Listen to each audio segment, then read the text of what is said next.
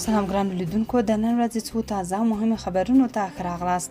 روسیه د افغان حکومت لپاره په یو مهم ستراتیژیک شریک بدلیږي. انډیا ټوډې راپور ورکړی چې د افغانستان او پاکستان ترمنځ د اړیکو ترنګلتیا او د پاکستان له دریځ څخه د امریکا ملاتړ د دې لامل شوی چې افغان حکومت د خپلو سیمه ییزو اړیکو د پراختیا لپاره روسیې ته لا زیات نږدې شي.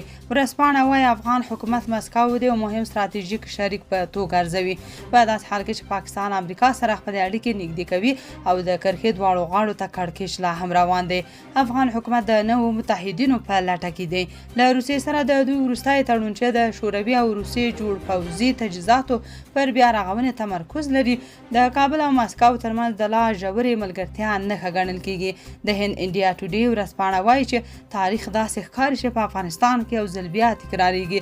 د ورځپاڼې په باور په افغانستان د شوروي له خورا ګرانې جګړې څو لسیزې وروسته روسیې د کابل سره خپل تر ټولو مهم دفاعي تړون لاسلیک کړی دی. خواني ولسمشر کرزي پر اروپایي ټولنې غږ کړی چې د پاکستان د ناامنۍ ریښې د اسلام آباد په افغان ضد سیاستونو کې ولټوي. کرزي ویلي چې افغانستان او افغانان د پاکستان له لوري رامنځته شوي تروریزم قرباني دي او اوسنی وضعیت هم باید دې ته په پام وڅېړي. کرزي د سې شنبې په ورځ په خپل ایکس په یو یادښت کې اروپایي کمیسیون د بهرنیو چارو او امنیت په برخه کې د اروپایي ټولنې استازي کایا کالاس او نور چارواکي منشن کړي او یادونه کړې چې افغانستان د سیمې له هغو کمو هیوادونو څخه دی چې له اروپایي هیوادونو سره له یوې پیړۍ زیاتې مودې راهیسې صمیمي او دوستانه اړیکې لري او تل له اروپایي بنسټونو سره مثبت او رغنده تعامل کړی دی. کرزی وایي چې د پاکستان اوسنی وضعیت او امنیتي ستونزې د اسلام آباد د هغو پالیسیو پایله ده چې له مخې په تیرو څلورو لسیزو کې بنسټپالنه پیاوړې کړې او دا د بهرنۍ پالیسۍ د یوې وسیلې په توګه د افغانستان پر ضد د دښمنانه موخو ترلاسه کولو لپاره کارولې ده. فدایي وایي د پښتونخوا ولسونو ته د افغان تذکرې ورکړې ملي دریځ دی. جمهوریت نظام کې د پکتیا والی او سیاستوال حلیم فدایي ویلي چې د حامد کرزي د واکمنۍ پر مهال د چارو ادارې ته یو وړاندیز لیږلی و چې پکې د پښتونخوا ولسونو لپاره په ولسي جرګه کې د ځانګړو څوکیو د خالي پرېښودلو، هغوی ته د افغان پیژندپاڼو د ورکولو، بې ویزې د تګ راتګ او پر ډیورنډ کرښه د آزادو سوداګریزو سیمو یعنې فری زونونو د جوړولو طرحه شامله وه. د فدایي په خبره که څه هم د دغې طرحې په اړه ورته هیڅ ځواب نه و ورکړل شوی، خو اوس د پښتونخوا د ملي عوامي ګوند د مشر محمود خان تګزي لخوا د داسې مسایلو یادول چې یو ملي دریځ دی، نوموړي پر هغو کسانو نیوکه کړې چې ځانونه د لوی افغانستان پلویان بولي خو د هغې غاړه افغانانو ته پاکستانیان وایي. نوموړی زیاتوي هغه اوس هم پر خپلو دغو وړاندیزونو ولاړ دی خو د دې پروسې د عملي کېدلو لپاره په هیواد کې یو ملي ولسواک مشروع او قانونمند حکومت ته اړتیا لیدل کېږي، ځکه د ده په وینا له ډلو او ټپلو سره معاملې تل د افغانستان په زیان تمامې شوي دي. ټرمپ نتنیاهو ته د لیوني خطاب کړی. د اکسیوز خبري ویب سایټ د خپلو سرچینو له قبله خبر ورکړی چې د امریکا ولسمشر ډونالډ ټرمپ د اسرائیلو لومړي وزیر بنیامین نتنیاهو سره پر لبنان د اسرائیلو بریدونو په تړاو تونده لهجه کارولې او پر روان وضعیت یې نیوکه کړې. دغو ټلیفوني خبرو کې ټرمپ مخامخ نتنیاهو ته د لیوني خطاب کړی دی. ټرمپ د لبنان پر پلازمینه بیرو د اسرائیلو برید طرحې ته په اشاره ویلي د دې طرحې عملي کول به اسرائیل په نړیواله کچه منځوي کړي. دا په داسې حال کې ده چې تېره شپه ایراني رسنۍ خبر ورکړ چې تهران پر لبنان د اسرائیلو بریدونو زیاتېدو او امریکا له لوري اوربند نقص په غبرګون کې واشنګټن سره د غیر مستقیمو خبرو د درولو خبرداری ورکړی. خټک وایي غربیان پاکستان کې د دیموکراسۍ پر ځای پوځي دیکتاتوري غواړي. د پښتون ژغورنې غورځنګ مخکښ غړي افراسیاب خټک پر پاکستان د لویدیځو هیوادونو د سیاست او د ماریانا بابر د وروستیو څرګندونو په اړه غبرګون ښودلی دی.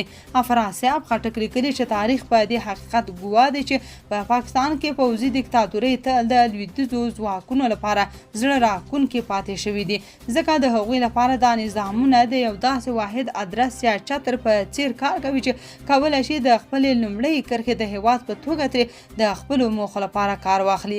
د خټک په وینا لویدیځ ځواکونه له همدې امله په پاکستان کې دیکتاتورۍ ته ترجیح ورکوي، ځکه د دیموکراسۍ پروسې او ولسي حکومتونه معمولا جنجالي، غږیز او د هغوی د فرمانونو د منلو لپاره یو څه پیچلي وي.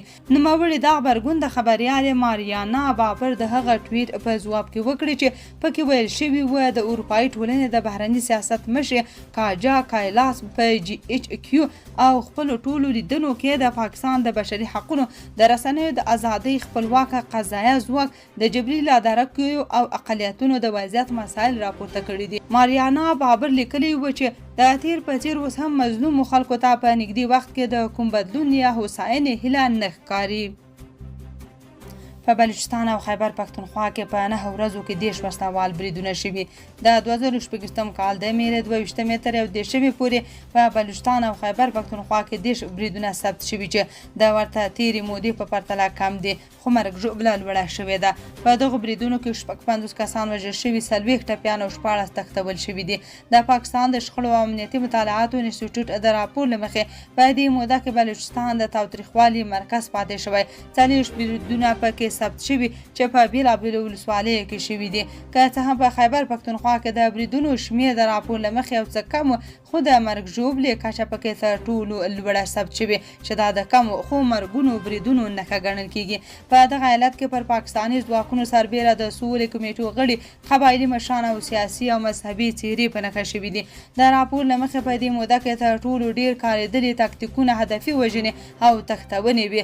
د کوټې د چمن پاټک ته نږدې پر مسافر وړونکي ریلګاډي ځانمرګی برید تر ټولو خونړۍ پیښه بلل شوې ده چې مسؤلیت د بلوچ ازادي غوښتونکي پوځ منلی دی. د اسرائیلو لومړي وزیر بنیامین نتنیاهو ویلي چې د لبنان پر خاوره به پوځي عملیات تر هغه دوام وکړي څو چې د حزب الله له لوري پر اسرائیلو او ملکي اهدافو بریدونه نه وي درول شوي. نتنیاهو په یو بیان کې ویلي چې د اسرائیلو پوځ د پلان له مخې په جنوبي لبنان او د بیروت په ځینو برخو کې خپل عملیات روان ساتي چې د په وینا د ترهګریزو اهدافو پر ضد ترسره کیږي. نوموړي ادعا کړې چې دا موضوع د امریکا له ولسمشر ډونالډ ټرمپ سره په ټلیفوني خبرو کې هم مطرح کړې ده. په همدې حال کې ایراني رسنیو راپور ورکړی چې تهران د اسرائیلو د بریدونو د دوام له امله له واشنګټن سره د پیغامونو د تبادلې بهیر ځنډولی او ویلي دي چې د لبنان پر وړاندې د بریدونو درېدل د احتمالي اوربند له شرطونو یو مهم شرط ګڼل کیږي. اسرائیل څو ورځو راهیسې پر لبنان هوایي او ځمکني بریدونه زیات کړي چې په داسې حال کې چې د سیمې وضعیت لا هم ترینګلی پاتې دی.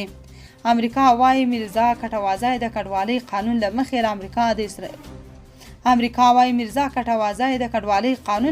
له امریکا د ایستلو وړ دی. د امریکا د کورني امنیت وزارت ویان افغانستان انټرنیشنل ته تایید کړی ده چې د پخواني ولسي جرګې مرستیال میرزا کټوازی د واشنګټن په ډالس نړیوال هوایي ډګر کې نیول شوی. د یاد وزارت د ویان په وینا کټوازی د کډوالۍ او طبیعت قانون د 240 مادې له مخې د ایستلو وړ دی.